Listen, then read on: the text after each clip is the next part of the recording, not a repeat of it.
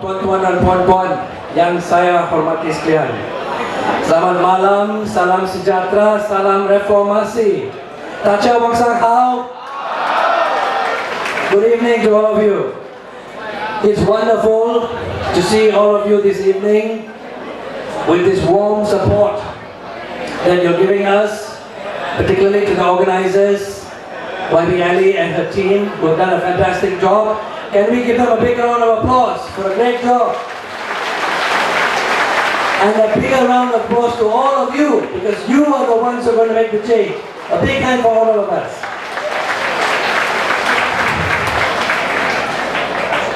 Ladies and gentlemen, today's date is an important date. What date is it today? The 8th of March.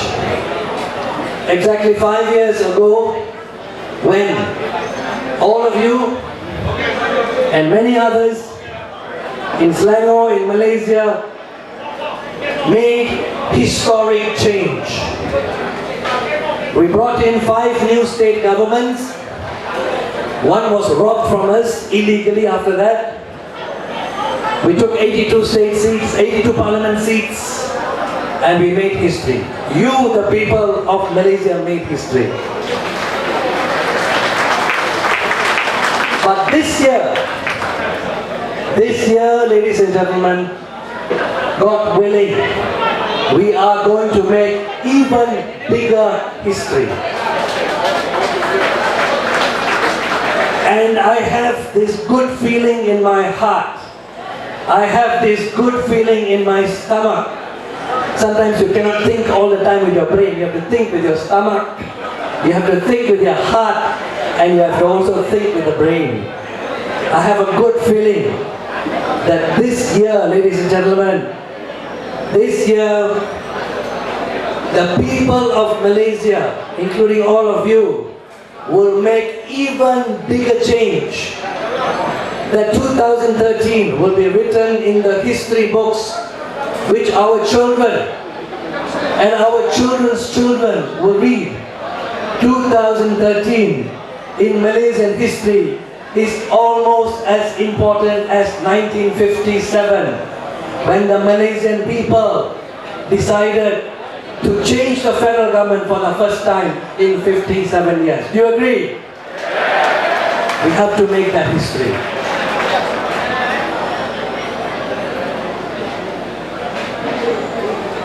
This exactly today, ladies and gentlemen, as of tomorrow, the Prime Minister Najib Tun Razak and his ruling coalition actually have no more moral or political authority. No more moral authority. Why? Because they got the mandate 5 years ago. They were not elected to run this country for more than 5 years. That's obvious. We elected them for 5 years. That 5 years runs out today. From tomorrow, they are actually running this government on stolen time, robbed from us politically. Of course, legally speaking, they can stay on. That's true. I'm not arguing about that. As a lawyer, I know that. We all know that. The federal constitution says Parliament will dissolve automatically 5 years from the sitting of the first Parliament in 2008. And that is 27th of April this year. We all know that. And the election is 2 months from that. But that is not their moral mandate. We elected them only for 5 years. And that 5 years runs out today.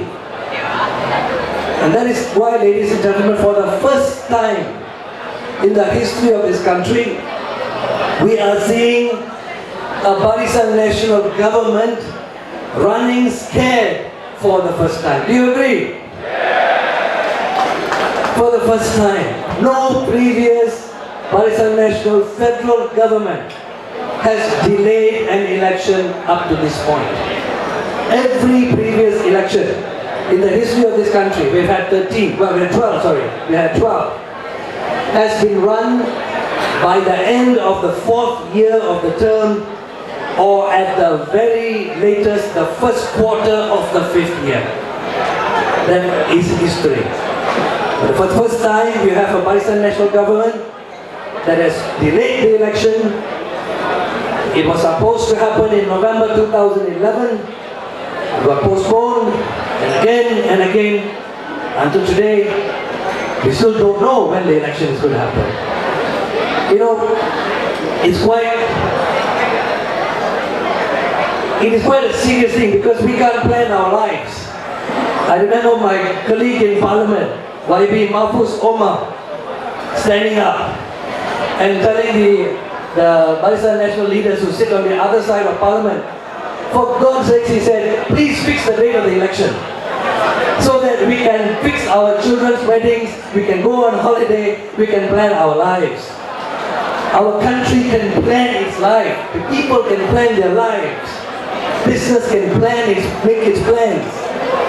But because of what they've done, keeping us in uncertainty, this is what we have today. Of course, the system allows it, it's true. The system is a British parliamentary democracy system which we inherited from the United Kingdom. But you know the funny thing, ladies and gentlemen, even the British have realized it's a bad system. Even the British have changed the system today. So today in the United Kingdom, they know the date of election earlier. They have fixed it.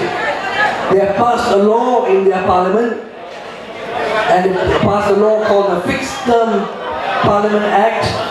And today the people of United Kingdom know that their election is in May 2015, and they can plan their lives accordingly. It's a fixed term. So,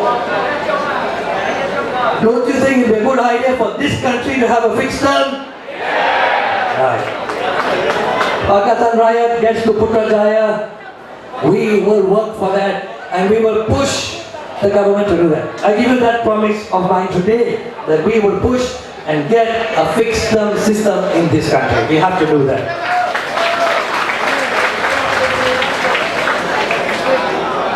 So we can see the Barisan Nasional delaying the election. Why?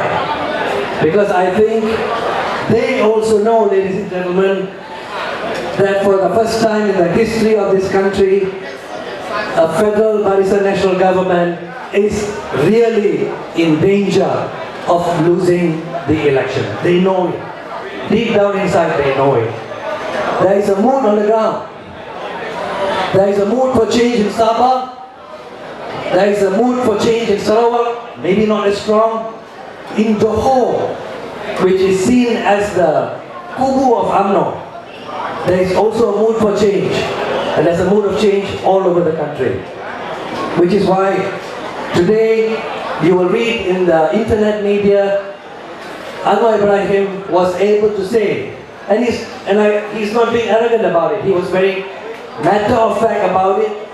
He said, I don't want to sound overconfident, but I believe, I'm quoting him now, I believe Pakatan Rakyat can make it to Putrajaya with a comfortable majority of 10 seats at least to secure a ruling mandate.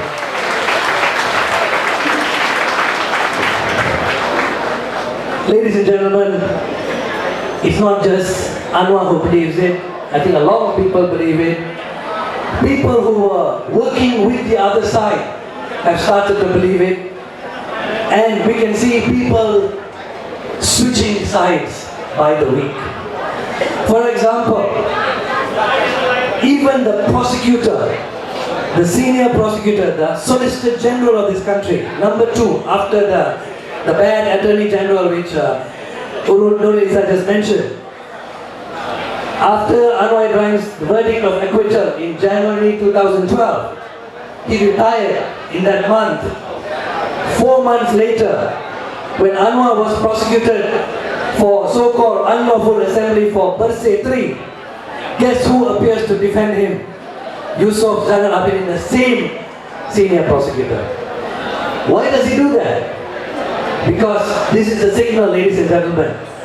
Even people like him started believing that that Pakatan was gaining momentum, that Pakatan would be taking over. I'm not saying that they're right in principle to do it, but I'm saying it here today to show you that even people like that started realizing the winds of change are blowing, and they're blowing strong. Who did we have after that coming out? Mr. Deepak Jaikishan. Remember Deepak? So Mr. Deepak was very friendly with the other side, suddenly starts exposing things. Why? Again, these are people who can see now the winds of change are blowing. And today, another very interesting, politics in Malaysia never stops being interesting. Really, that's one thing we can say about our country. Today what happened? Saiful Bukhari's father had a press conference this morning. Some of you would have read about it already on the internet. It's on FMT, it's on Malaysia Kini. And what did he say? He said, anak saya dipergunakan oleh seorang pegawai khas kepada Perdana Menteri, dimanipulasikan. Saya tidak percaya Anwar Ibrahim melakukan apa-apa kesalahan. I believe that Anwar Ibrahim is innocent. He said, I believe Anwar Ibrahim was victimized, and I'm sorry, I apologize to Anwar Ibrahim today for doing that. He said, as a Malay, as a Muslim, I feel guilty. I have carried this burden for too long. Today, I apologize. This is what's happening. People are feeling the weight of guilt on their shoulders. Even Deepak said that. He said, I feel the burden of Altantuya's ghost on my shoulders. I carried it for too long. I want to say sorry, and I want to tell the truth. I want to tell how Bala Subramaniam came to do the second SD, and he came out with the story of how he was asked to do it by the Prime Minister's wife, and all the details are there. But why am I telling you this, ladies and gentlemen, is this is the good news. No matter what TV3 says, no matter what the Straits Times say, no matter what the Star says, no matter what the mainstream television and radio says, this is the feeling on the ground. So let us take heart. We don't have to worry about the propaganda in the mainstream media. This is what's happening. And now even the better news. In the last 2 to 3 months, the kind of people who are now stepping forward and standing beside Pakatan Rakyat are not just people, ordinary people. We have now 4 generals, 4 retired generals, retired over the last few years, come forward and say they are now with Pakatan Rakyat. Now these are not ordinary generals. These are, for example, General Ghaffir bin Abdul Hamid, 3-star general. 3-star general means before retirement, he was the number 2 in the military command. Because the highest in command in Malaysia, who oversees all the Air Force, the Navy and the Armed Forces, is a 4-star general. General Ghaffir Abdul Hamid is a 3-star general, retired as a 3-star general. Just a few weeks ago, he stepped forward, came to our convention, stood there, made a speech and said, enough is enough. I stand with Pakatan Rakyat today. And I'm telling my men to vote for Pakatan Rakyat. We have the ex-CID director from Bukit Aman step out and join PAS. He may be running as a candidate. And this is surprise of surprises. The ex-IGP himself, Musa Hassan, who played a role in oppressing Anwar Ibrahim and Anwar Ibrahim's family from 1998, even he stepped forward and starts criticizing the Barisan national government, starts criticizing the Minister for Home Affairs, Tun Hishamuddin Hussein on. These are the winds of change. Just now, ladies and gentlemen, when I was walking around shaking hands, a gentleman asked me a question. He said, Siva, if Pakatan Rakyat wins, I want to correct that word, without sounding arrogant. When Pakatan Rakyat wins, he asked the question, will there be riots? What will happen? So I said, I can't answer you that, I'll answer you from stage so that we can talk, everybody can listen to the answer. Ladies and gentlemen, do not worry about riots. I can say that to you today with the fullest of confidence. Why? And we have no problem about saying this publicly, in any forum, in any platform. Because the people who try to now create fear amongst us, fear to stop us making the state change, try to remind us of May 1969. And believe me, today's scenario is completely different from 1969. 1969 was made to look like a non-Malay challenge on Malay political power. And we know the result that happened. Today it's not like that. Pakatan Rakyat is a Malay-led challenge to a Malay-led status quo. That's one fundamental difference. But now I want to tell the bigger difference. What happened in May 69 was possible because the monarchy and the military did not oppose it. In fact, some of them gave it some support. Today, ladies and gentlemen, that is not possible. The Agong is a straightforward person. The Deputy Agong, who is the Sultan of Kelantan, is supportive. They have given the assurance they will be neutral, they will respect the federal constitution. The military, another key institution, the military has also said, and we have communication, that they will be professional and they will respect the federal constitution. So there is no fear of that. Of course, we can expect pockets of small groups of troublemakers, perhaps, that is true. Like what happened, the shameful act that happened in Malacca last night, when in a ceramah in Bukit in Malacca, stones were thrown at the ceramah. Our ceramah was attended by 4,000 to 5,000 people. Anwar Ibrahim spoke, other political party leaders spoke. 200 yards away, UMNO has a ceramah, 300 people. Then they start throwing stones. And one of our guys was hit by a stone. You can see the photographs. Bloody head, t-shirt covered with blood. So I'm not saying that change is going to be 100% smooth. No. There may be some of these individuals who want to do this. But believe me, with a majority in Putrajaya, with control over the police, the military and the institutions, we have no problems dealing with this. And we will deal with it swiftly, effectively, unlike what they did in Lahad Datu. Lahad Datu, we have to solve Lahad Datu immediately. But I still want to say, and we will back the government in a bipartisan manner to solve it. And we have given that assurance. Dato' Sri Anwar, Waibilin Kitsang have said that.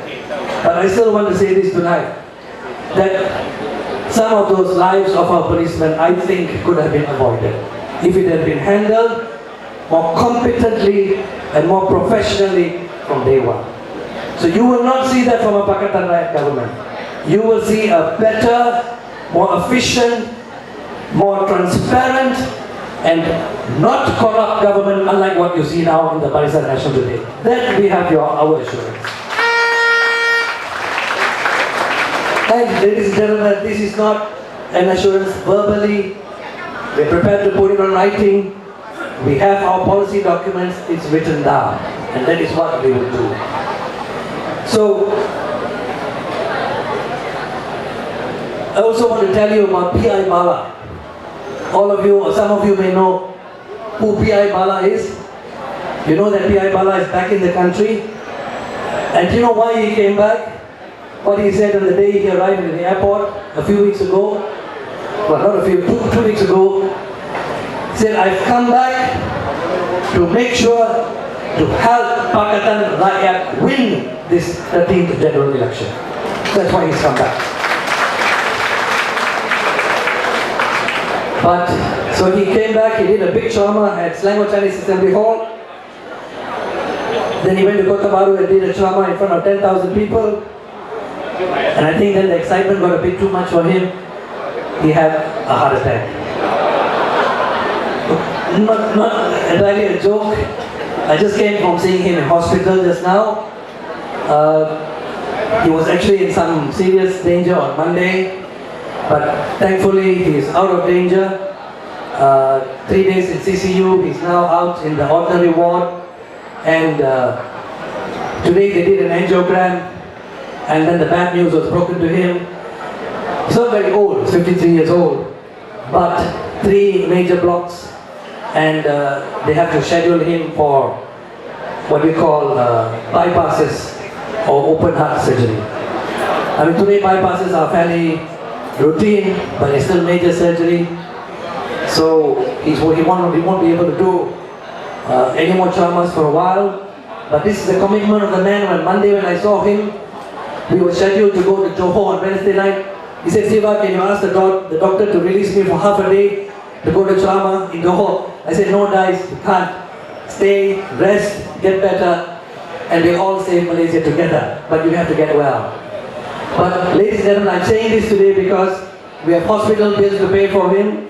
I'm not asking you to donate tonight, but we will be calling upon some of you in the next few weeks to help support us, to support him. This man has sacrificed.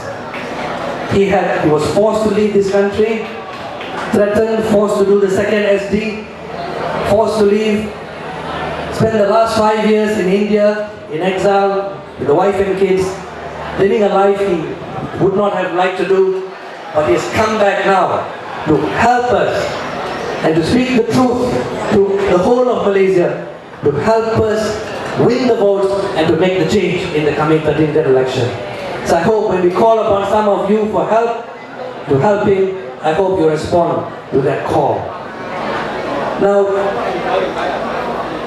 I'd like to end, because Tony is waiting to do his speech, I'd like to end by making this final observation to all of you. Let me say this, despite whatever they say in the Star, in the Straits Times or in the TV, about Selangor falling, about Pakatan Rakyat losing Selangor, believe me, don't believe it. I'm not sounding arrogant, I don't want to sound overconfident, because we are working hard to spread the facts, the truth, the message down to the people, but we can see the people of Selangor know what Pakatan Rakyat has done. They know, as what YB Ali just explained, how Tan Sri Khalid Ibrahim, the EXCO, have run Selangor and what they have done here. For example, Tan Sri Khalid took over Selangor with 400 million cash reserves, but by running it in a transparent, in a corrupt-free manner, stopping all the leakages, stopping all the wastages, today, ladies and gentlemen, Selangor is sitting on 2.5 billion cash reserves today because of what we have done. Lim Wan Eng took over Penang in 2008. There were almost 700 million debts. But today, because of clean, transparent, no corruption type governance, no debts in Penang today. Penang is debt-free today. So, ladies and gentlemen, when the other side says, if Pakatan Rakyat takes over Putrajaya, this country will be bankrupt, we have a very simple answer.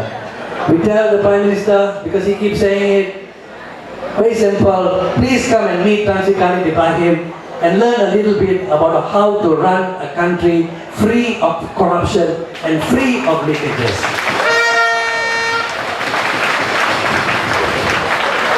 One small example to show how the 2.5 billion cash reserves came from. And by the way, the reserves went from 400 million to 2.5 billion.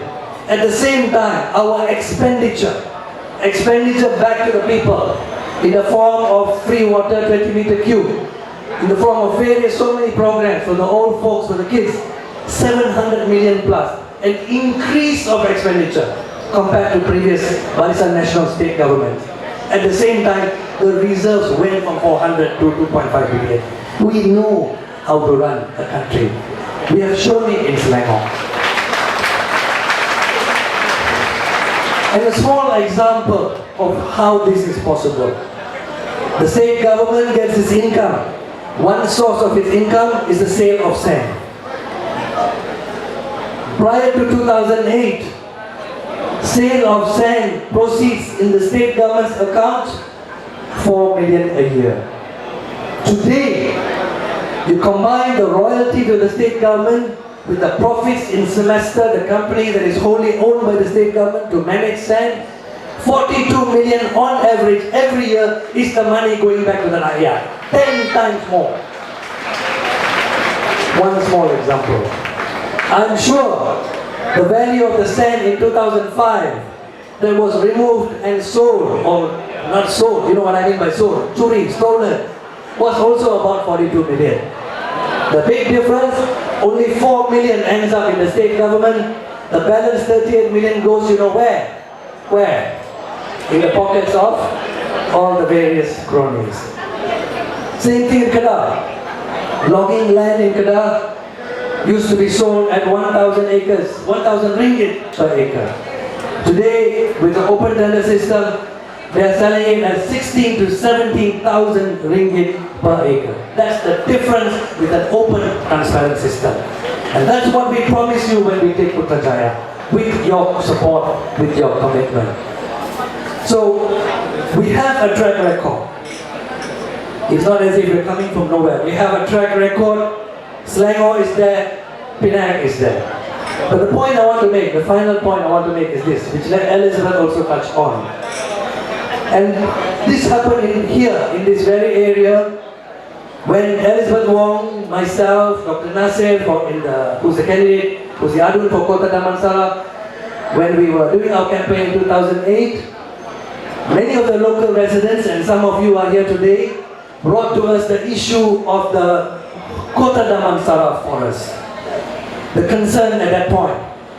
This forest, ladies and gentlemen, is the first forest reserve gazetted by the British in 1896, when 6,000 hectares was gazetted as a permanent green lung. Because the British understood, they may have their faults, but they do understand environmental protection. And they knew you needed green lungs for the future generations. That forest has been chopped steadily, and in 2008 it was down to 400 hectares. And even that 400 hectares was earmarked for complete chopping and to be completely redeveloped fully like the rest of Kota Damansara. The residents came to us at that time, I remember, and said, can you give your commitment that you will protect this forest? We said yes, of course, because we believe in the cause of green spaces for the benefit of citizens. But I remember we told the residents this, and this is the same point I think which is going to face us in the federal elections. I said this to the residents. I said we can win Bukit Lanjan, we can win Kota Damansara, we can win Parliament Subang, but that does not mean we can protect the forests of Kota Damansara. To do that, we have to change the government of Selangor. We have to campaign for that change. And thankfully, because the people of Selangor wanted that change, including yourselves, that change happened in 2008. And the commitment was realized, ladies and gentlemen. With the help of YB Ali in the Exco, Tan Sri Khalid's commitment, that forest in Kota Damansara is today gazetted permanently as a permanent forest for education and limited recreation for the use of future generations. That we have done. But we did it because we could change federal government, or state government. Today, ladies and gentlemen, you, the people of Selangor, our message must be taken. Call your friends, call your relatives in Sabah, in Sarawak, in Johor, Melaka, Pahang, Negeri Sembilan. Talk to them. This has to be our battle. It's not just about Selangor today. It is about winning enough seats all over Malaysia to make sure that change comes. Can you help us do that? I don't hear you loud enough. Can you help us do that? That's more like it. That is how. The way we did it in Selangor, the way we protected the forests of Kota Damansara, this is what we have to do today. Except the stakes are much bigger. The stakes are not just about 400 hectares of forest. The stakes are about the future of Malaysia. The future of this country. Our children, our children's future. That is what we're fighting for today. So, ladies and gentlemen, that is what we must do. The day is coming.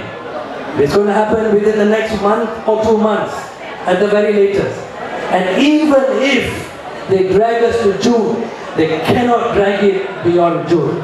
They can't run. We have them build the wall. Let us make that change together. Let us save Malaysia. Sia-sia. Nandri. Vanakkam.